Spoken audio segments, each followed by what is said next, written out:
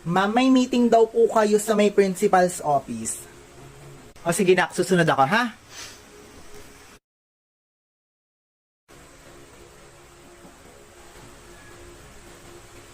Sinasabi ko sa inyo Sabi ko sa inyo.